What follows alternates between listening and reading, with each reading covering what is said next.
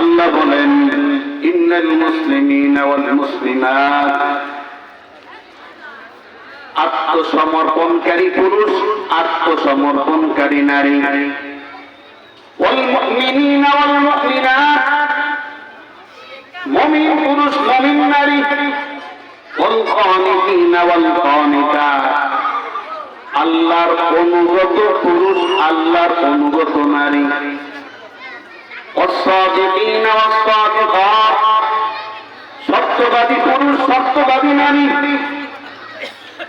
ওয়াস-সাবিরিনা ওয়াস-সাবিরাত, ধৈর্যশীল পুরুষ, ধৈর্যশীল নারী, ওয়াল-খাশিঈনা ওয়াল-খাশিআত, বিনয় পুরুষ, বিনয় নারী, ওয়াল-মুতাসাদ্দিকিনা ওয়াল-মুতাসাদ্দিকাত, আল্লাহর পথে দানশীল পুরুষ, আল্লাহর পথে দানশীল নারী, ওয়াস-সাইমিনা ওয়াস-সাইমাত, সিয়াম সাধনাকারী পুরুষ, সিয়াম সাধনাকারী নারী, ওয়াল-হাফিযিনা ফুরুজাহুম ওয়াল-হাফিযাত, লজ্জা স্থানের হেফাজত করাকারী পুরুষ, লজ্জা স্থান হেফাজতকারী নারী, والذاكرين الله كثيرا والذاكرات, অধিক পরিমাণে আল্লাহর জিকির করনেওয়ালা পুরুষ, অধিক পরিমাণে আল্লাহর জিকির করনেওয়ালা নারী। أعد الله لهم مغفرة وأجرا عظيما।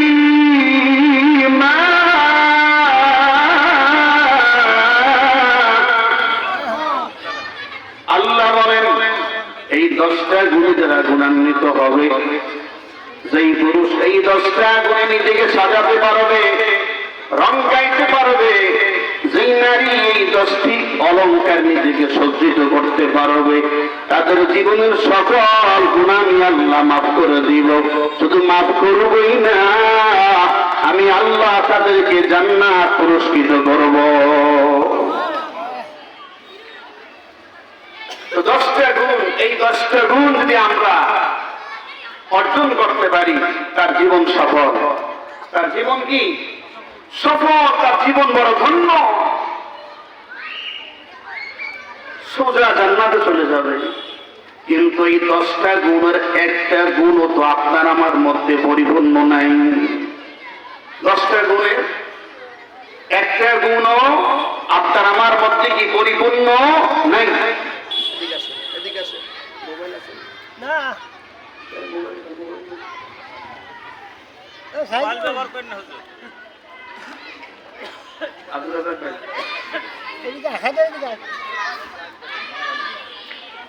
আল্লাহ। তো প্রথম নাম্বার শর্ত, সফলতার প্রথম নাম্বার কি? ইন্নাল মুসলিমিনা ওয়াল মুসলিমাত,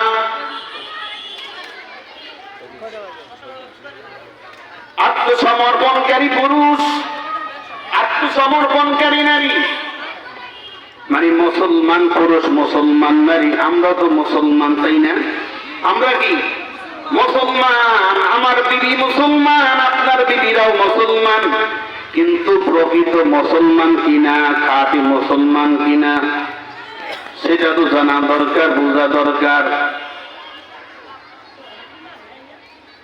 নবীজিকে প্রশ্ন করা হলো, মাল ইসলাম ইয়া রাসূলুল্লাহ সাল্লাল্লাহু আলাইহি ওয়াসাল্লাম, ও পয়গম্বর, ইসলামের মূল মর্ম কি?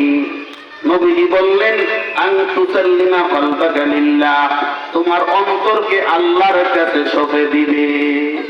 তোমার অন্তরকে আল্লাহর কাছে কি সঁপে দিবে? আত্মসমর্পণ করতে হবে। কি করতে হবে? আল্লাহর কাছে কি সিলিন্ডার, আত্মসমর্পণ করতে হবে।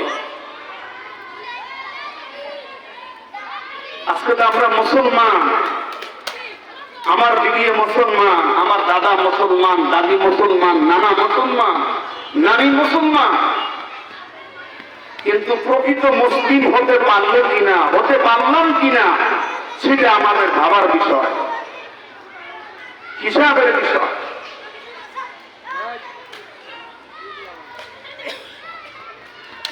প্রকৃত মুসলিমকে, খাঁটি মুসলমানকে নবীজি বলেন, আল মুসলিমু মান সালিমাল মুসলিমুনা মিন লিসানিহি ওয়া ইয়াদিহি।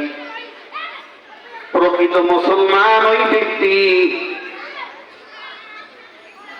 যার হাত ও জবানের অপব্যবহার থেকে মানুষ নিরাপদ থাকে। কি? প্রকৃত মুসলমান ওই ব্যক্তি, খাঁটি মুসলমান ওই ব্যক্তি যার জবান ও হাত থেকে অপর মুসলমান কি নিরাপদ থাকে। এখন হিসাব করেন, যদি আমার হাতের দ্বারা অন্যায় ভাবে কাউকে আমার আঘাত করি, কষ্ট দেই, এই জবানের দ্বারা যদি কাউকে গালি দেই, তার সমালোচনা করি, কর্কর ভাষায় কথা বলি, তাহলে আমার জবানের অপব্যবহার হয়ে গেল অন্য মানুষের ক্ষেত্রে, ঠিক কিনা? তাহলে বুঝতে হবে যার হাত অন্য মানুষের থেকে নিরাপদ নয়, অপব্যবহার থেকে, যার জবান মানুষের প্রতি অপব্যবহার থেকে নিরাপদ নয়, তাহলে সে খাঁটি মুসলমান হতে পারে নাই। নবীজিকে প্রশ্ন করলেন,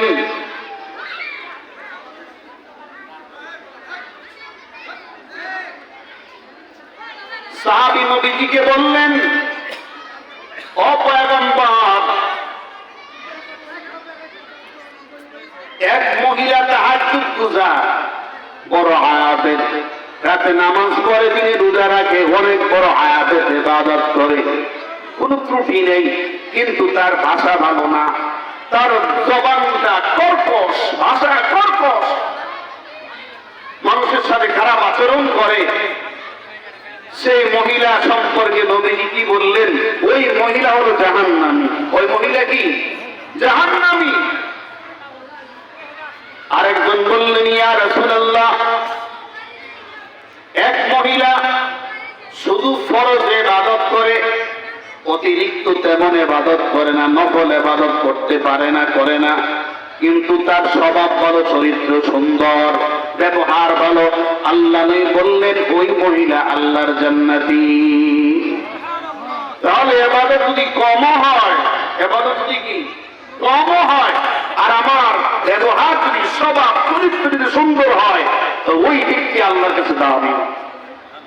আর যদি তাহাজ্জুদ নামাজ পড়েন, রাতকে রাত ইবাদত করেন, 12 মাস রোজা রাখেন, কিন্তু আপনার ব্যবহার দ্বারা মানুষ কষ্ট পায়, আপনার জবানের দ্বারা মানুষ কষ্ট পায়, আপনার হাতের দ্বারা মানুষ কষ্ট পায়, আপনি এখনো খাঁটি মুসলমান হতে পারেন নাই। খাঁটি মুসলমান কেমন মুসলমান? আমিরে মুআবিয়া রাদিয়াল্লাহু আনহু, তিনি যখন গভর্নর ছিলেন, আমির বিন কায়েস রাহমাতুল্লাহ আলাইহি, তিনি পাহাড়ের মধ্যে নিরাপদ স্থানে বসে বসে আল্লাহর কালাম তেলাওয়াত করেন, আল্লাহর কালাম তেলাওয়াত করেন। সন্ধ্যার সময় এক খ্রিস্টান আসছে, বলতেছে, তুমি কে? বলে, আমি একজন মুসাফির। বলে, তুমি আমার সাথে চলো, রাত্রি যাপন করবা, কারণ তুমি যদি আমার সাথে না যাও, রাত্রি যাপন না করে তুমি এখানেই থেকে যাও, এখানেও বিষাক্ত সাপ আছে, বিষাক্ত বা সাপ আছে, এখানে থাকলে তোমাকে দংশন করবে, তুমি বাঁচতে পারবা না, তুমি শেষ হয়ে যাবে। বিদায় তুমি আমার সাথে চলো, আমার সাথে তুমি নিরাপদে রাত্রি যাপন করবে। আমির রাহমাতুল্লাহ আলাইহি জবাব দেয়, তুমি যাও, আমি যাব না, প্রয়োজনে আমার এখানে জীবন যাবে, সাপর কামড় খাবো, কিন্তু খ্রিস্টানের সাথে রাত্রি যাপন আমার সম্ভব না। খ্রিস্টান চলে গেল, আমির রাহমাতুল্লাহ আলাইহি গভীর রাত নামাজে দাঁড়ায়, নামাজে দাঁড়াইয়া তেলাওয়াত করতেছে, নামাজ পড়তেছে। আর এই অবস্থা ওই খ্রিস্টান তার বাড়ির ছাদ থেকে তাকাইয়া তাকাইয়া দেখতেছে। কারণ খ্রিস্টানের মধ্যে চিন্তা ছিল শেষ। এই মুসাফিরে বলছিলাম বাঁচতে চাইলে আমার সাথে ফিরো, আমার সাথে আসো, আমার কাছে থাকো। যেহেতু আসে নাই, ওর জীবন আর থাকবে না, বাঁচতে পারবে না, শেষ। ওই খ্রিস্টান তার বাড়ির ছাদ থেকে তাকাইয়া তাকাইয়া দেখতেছেন, অবস্থা দেখতেছেন। ওই খ্রিস্টান তাকাইয়া দেখে আমির বিন কায়েস রহমতুল্লাহ আলাই নামাজ পড়তেছেন, আর একটা বাঘ তার কাছে এসে লেজ লড়াইতেছে। কি লড়াইতেছে? লেজ লড়াইতেছে। তো খ্রিস্টান মনে করছে আর রক্ষা নাই, আর রক্ষা নাই, বাঘের হাত থেকে আর রক্ষা নাই। আমির রহমতুল্লাহ আলাই দুই দিকে সালাম ফিরাইয়া নামাজ শেষ করলেন। নামাজ শেষ করার পর বাঘের কানে কাছে যাইয়া বলো, রে বাঘ, তুমি কেন আসছো? তোমার কিছু বলার থাকলে তুমি বলো, না হয় তুমি এখান থেকে চলে যাও, নামাজের ডিস্টার্ব করবা না। এই কথা বলার পর বাঘ লেজ লাড়তে লাড়তে চলে যায়। সুবহানাল্লাহ, বাঘ চলে যায়। এই দৃশ্য তিনি দেখতেছেন, আশ্চর্য হয়ে গেলেন। আজিব ব্যাপার, আশ্চর্য ব্যাপার। ওই খ্রিস্টান চলে আসলেন আল্লাহর বান্দার কাছে, এসে পদচুম্বন করলেন আর বলে, তুমি কে? তোমার পরিচয় কি? তুমি কোন ধর্মের অনুসারী? বলে, আমার ধর্ম হলো ইসলাম, আমি ইসলাম ধর্মের অনুসারী, আর আমি একজন গরীব গুনাহগার মুসলমান। আমি একজন গরীব গুনাহগার মুসলমান। শহরে থাকা আমার জন্য কষ্টকর হয়, অসুবিধা হয়, তাই আমি জঙ্গলে চলে আসলাম। এই কথা শোনার পর ওই খ্রিস্টান আল্লাহু আকবার, আল্লাহু আকবার চিৎকার দেয় আর বলে, হায় হায়, একটা গরীব গুনাহগার মুসলমান যদি এত দাম হয়, এত দাম যদি আল্লাহর কাছে হয়, তাকে নাকি বাঘে ভয় পায়, তাকে বাঘে সম্মান করে, একজন গুনাহগার মুসলমানের দাম যদি এত হয়, তাহলে একজন কামেল মুসলমান, একজন কাদি মুসলমানের মর্যাদা দাম না জানি আমার আল্লাহর কাছে কত বেশি। এই কথা বলেই খ্রিস্টান মুসলমান হয়ে যায়। এই কথা বলে খ্রিস্টান মুসলমান হয়ে যায়। ওরে আল্লাহর গোলাম, কথা সংক্ষেপ, সময় কম। পরবর্তী গুণ কি? ওয়াল মুমিনিনা ওয়াল মুমিনাত, বিশ্বাসী পুরুষ, বিশ্বাসী নারী কারে বিশ্বাস করে, এরা তো অনেক আলোচনা, আমার ব্যাখ্যা করার সুযোগ নেই। কিন্তু নবীকে প্রশ্ন করলেন, ও পয়গম্বর, আইয়ুল ঈমানি আফজল, আমি আমার ঈমানকে সুন্দর করতে চাই, উত্তম বানাতে চাই। নবী বললেন, হুসনুল আখলাক। কি বললেন? হুসনুল আখলাক। তোমার চরিত্র সুন্দর করো, তাহলে তোমার ঈমান সুন্দর হয়ে যাবে। কি হবে? ঈমান সুন্দর হয়ে যাবে। ঈমান, চরিত্র সুন্দর। যার চরিত্র যত বেশি সুন্দর, তার ঈমানও তত সুন্দর। ঠিক কিনা? আজকে মুসলমানের চেহারা সুন্দর, হাত সুন্দর, পা সুন্দর, জামা সুন্দর, কিন্তু চরিত্র বড় খারাপ। ঠিক কিনা? আজকে চরিত্র সুন্দর হয় নাই, চরিত্র সুন্দর না বিদায় আজকে সন্তান বাবার সাথে বেয়াদবি করে, মার সাথে বেয়াদবি করে, বড়দের সাথে বেয়াদবি করে, মুরব্বীর সাথে বেয়াদবি করে, ওলামায়ে কেরামের সাথে বেয়াদবি করে, অন্যায় করে কি করে না? আজকে চরিত্র সুন্দর নাই বিদায়। এজন্য নবী বলেন, ঈমান যদি দামি বানাতে চাও, ঈমান যদি সুন্দর করতে চাও, তোমার চরিত্র সুন্দর বানাও, তোমার চরিত্র ঠিক করো, তাহলে তোমার ঈমান পরিপূর্ণ হয়ে যাবে। ইতাম্মিলুল ঈমান, ইয়া রাসূলুল্লাহ, আমি আমার ঈমানকে পরিপূর্ণ করতে চাই। বলে, তোমার চরিত্র তুমি সুন্দর বানাও, চরিত্রকে সুন্দর করো, তোমার ঈমান পরিপূর্ণ হয়ে যাবে। বলে, সুবহানাল্লাহ। ওরে আল্লাহর গোলাম, ঈমান, ঈমান, ঈমান বড় দামি।